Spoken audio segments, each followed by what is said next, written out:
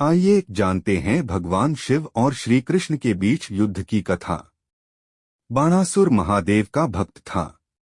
बाणासुर ने कई वर्षों तक तपस्या करके भगवान शिव को प्रसन्न किया था। बाणासुर से प्रसन्न होकर भगवान शिव ने बाणासुर की रक्षा करने का वचन दिया। समय बीता और बाणासुर के घर में एक कन्या ने जन्म लिया। आगे चलकर यह कन्या भगवान श्री कृष्ण के पोते अनिरुद्ध को चाहने लगी। अनिरुद्ध को देखकर बाणासुर की बेटी उषा उनसे विवाह करना चाहती थी। एक दिन उसने अपने मन की व्यथा अपनी सहेली चित्रलेखा को बताई। चित्रलेखा के पास कई मायावी शक्तियां थीं। इसलिए इन शक्तियों का इस्तेमाल करके चित्रलेखा ने कृष्ण जी के पोते अनिरुद्ध का हरण कर लिया। बाणासुर के महल में पहुंचकर अनिरुद्ध को चित्रलेखा से सारी बात पता चली। बाणासुर की बेटी की भावनाओं को जानकर अनिरुद्ध के मन में भी प्रेम के अंकुर फूट पड़े। इसके बाद अनिरुद्ध और उषा ने गंधर्व विवाह कर लिया। जब यह बात बाणासुर को पता चली तो उसने बीच मार्ग से ही अनिरुद्ध का अपहरण करके उन्हें बंदी बना लिया।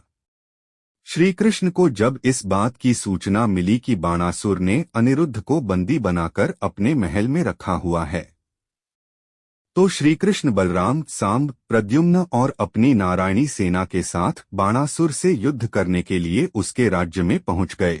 बाणासुर को जब श्री कृष्ण और उनकी सेना के आने की सूचना मिली तो बाणासुर को पता चल गया कि वह अकेले श्री कृष्ण और उनकी नारायणी सेना का सामना नहीं कर सकता। इसलिए उसने अपनी रक्षा के लिए महादेव को बुलावा भेजा। भगवान शिव ने अपने भक्त बाणासुर की रक्षा करने का वचन दिया था। इसलिए युद्ध का समाचार सुनकर महादेव नंदी, कार्तिकेय और अन्य कैलाशवासी योद्धाओं के साथ बाणासुर के राज्य में आए। जब भगवान शिव ने श्री कृष्ण को अपनी नारायणी सेना के साथ देखा तो उन्होंने अपने भक्त बाणासुर की रक्षा करने के लिए श्री कृष्ण से युद्ध करने का निश्चय किया। कृष्ण जी की नारायणी सेना और महादेव के कैलाश गण सभी आपस में युद्ध करने लगे। चारों तरफ भीषण रक्तपात हो रहा था। इधर महादेव भी अपने भक्त की रक्षा करने के लिए श्री कृष्ण से युद्ध कर रहे थे। दोनों देवताओं ने एक दूसरे पर कई अस्त्र छोड़े। भगवान शिव ने श्री कृष्ण पर पाशुपातास्त्र से आक्रमण किया। इसका उत्तर देते हुए श्री कृष्ण ने महादेव पर नारायणास्त्र से प्रहार किया। महादेव और कृष्ण के बीच हुए इस भयंकर युद्ध से सृष्टि में हाहाकार मच गया। जब श्री कृष्ण ने देखा कि महादेव अपने भक्त की रक्षा के लिए प्रतिबद्ध हैं और उनके रहते बाणासुर को कुछ नहीं हो सकता, तो उन्होंने महादेव का मान रखते हुए उन पर निद्रास्त्र का प्रयोग किया, जिससे महादेव गहरी निद्रा में सो गए।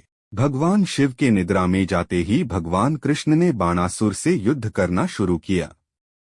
कृष्ण ने बाणासुर को अपनी भूल सुधारने के लिए कहा, लेकिन अहंकारी बाणासुर ने उनकी कोई बात नहीं मानी। तब श्री कृष्ण ने बाणासुर की भुजाएं काट दीं। जब बाणासुर की 4 भुजाएं शेष रह गई तो महादेव निद्रा से जागे और कृष्ण जी से फिर से युद्ध करने लगे। इस भयंकर युद्ध का कोई निष्कर्ष नहीं निकल पा रहा था। इस भयंकर दृश्य को देखकर सभी देवता ब्रह्मा जी के पास पहुंचे। ब्रह्मा जी ने माता दुर्गा का आह्वान करके उन्हें भगवान शिव और कृष्ण के युद्ध पर विराम लगाने की प्रार्थना की। देवी दुर्गा जब रणभूमि पर पहुंची तो महादेव और श्री कृष्ण सहित सभी योद्धाओं ने देवी दुर्गा को नमन किया। तब देवी दुर्गा ने भगवान शिव और श्री कृष्ण से युद्ध की समाप्ति का निवेदन किया। देवी दुर्गा ने कृष्ण जी से विनम्रपूर्वक कहा, हे माधव, बाणासुर आपके भक्त प्रहलाद का वंशज है और आपने प्रहलाद को वरदान दिया था कि उनके वंश का कोई भी मनुष्य आपके हाथों से नहीं मारा जाएगा। देवी दुर्गा की बात सुनकर श्री कृष्ण ने मुस्कुराकर बाणासुर को देखा। देवी दुर्गा की बात सुनकर बाणासुर को अपनी भूल का पश्चाताप हुआ और उसने महादेव और श्री कृष्ण को इस परिस्थिति में डालने के लिए क्षमा मांगी। इसके बाद युद्ध की समाप्ति हुई।